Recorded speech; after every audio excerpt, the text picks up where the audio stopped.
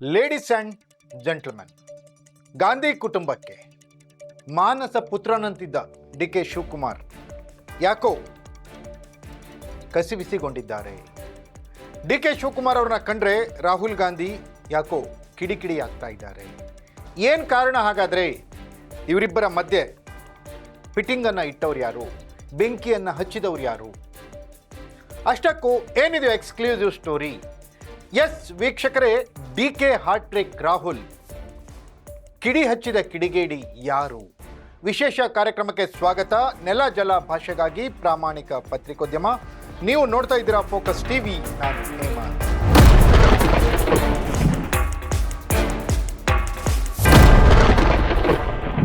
S ವೀಕ್ಷಕರೇ, high command ಕಣ್ಣಿನಲ್ಲಿ ನೀಲಿ ಗಣ್ಣಿನ ಹುಡುಗನಂತಿದ್ದಂತಹ ಡಿ.ಕೆ. ಶಿವಕುಮಾರ್ ಈಗ ರಾಹುಲ್ ಗಾಂಧಿಯವರ ಒಂದು ಅಪಾಯಿಂಟ್ಮೆಂಟ್ಗೂ ಪರದಾಡುವಂತಹ ಪರಿಸ್ಥಿತಿ ಎದುರಾಗಿದೆ.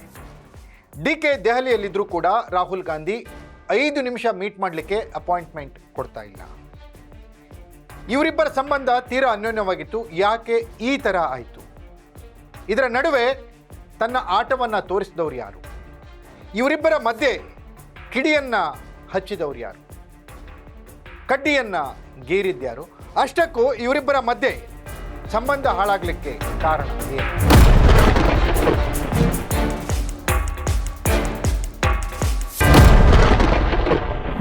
ಎಸ್ ವೀಕ್ಷಕರೇ, ಡಿ.ಕೆ. ಶಿವಕುಮಾರ್ ಕಳೆದ 3 ದಿನಗಳಿಂದ ದೆಹಲಿಯಲ್ಲಿದ್ದರೂ ಕೂಡ ಶನಿವಾರ, ಭಾನುವಾರ, ಸೋಮವಾರ ಡಿ.ಕೆ. ಶಿವಕುಮಾರ್ ಅವರಿಗೆ 5 ನಿಮಿಷಗಳ ಅಪಾಯಿಂಟ್ಮೆಂಟನ್ನು ರಾಹುಲ್ ಗಾಂಧಿ ಕೊಡಲಿಲ್ಲ.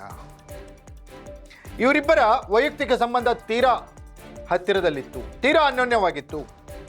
ಡಿ.ಕೆ. ಶಿವಕುಮಾರ್ ಜೊತೆಗೆ ರಾಹುಲ್ ಗಾಂಧಿ ಅವರು ಅನ್ಯೋನ್ಯವಾಗಿದ್ದರು. ಡಿ.ಕೆ. ಶಿವಕುಮಾರ್ ಮತ್ತು ಪ್ರಿಯಾಂಕಾ ವಾದ್ರಾ ಅವರಿಬ್ಬರ ಸ್ನೇಹ ಕೂಡ ಗಟ್ಟಿಯಾಗಿತ್ತು. ಸೋನಿಯಾ ಗಾಂಧಿಯವರ ಮಾನಸ ಪುತ್ರ ಅಂತ ಡಿ.ಕೆ. ಶಿವಕುಮಾರ್ ಹೆಸರುವಾಸಿಯಾಗಿದ್ದರು. ಇಂತಹ ಸಂದರ್ಭದಲ್ಲಿ ಡಿ.ಕೆ. ಶಿವಕುಮಾರ್ ಸಂಘಟನಾ ಚತ್ರ ಡಿ.ಕೆ. ಶಿವಕುಮಾರ್ ಅವರನ್ನ ಭೇಟಿಯಾಗಲಿಕ್ಕೆ ರಾಹುಲ್ ಗಾಂಧಿ ಒಪ್ಪಲೇ ಇಲ್ಲ.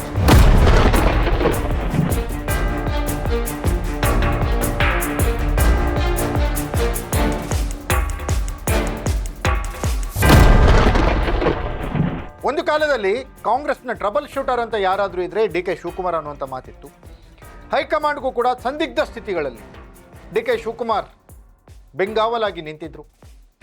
ಅದು ಗುಜರಾತ್ ಎಲೆಕ್ಷನ್ ಇರಲಿ, ರಾಜಸ್ಥಾನ್ ಎಲೆಕ್ಷನ್ ಇರಲಿ, ಉತ್ತರ ಪ್ರದೇಶ ಎಲೆಕ್ಷನ್ ಇರಲಿ, ದೆಹಲಿ ಚುನಾವಣೆ ಇರಲಿ, ಅಥವಾ ರಾಜ್ಯಸಭೆ ಸ್ಥಾನಕ್ಕೆ ನಡೆಯುವ ಚುನಾವಣೆ ಇರಲಿ.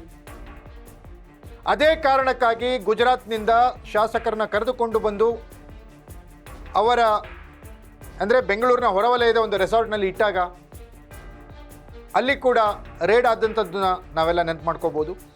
ಇಂತಹ ಟ್ರಬಲ್ ಶೂಟರ್ಗೆ ಟ್ರಬಲ್ ಬಂದಿದ್ದು ಹೇಗೆ ಹಾಗಾದರೆ?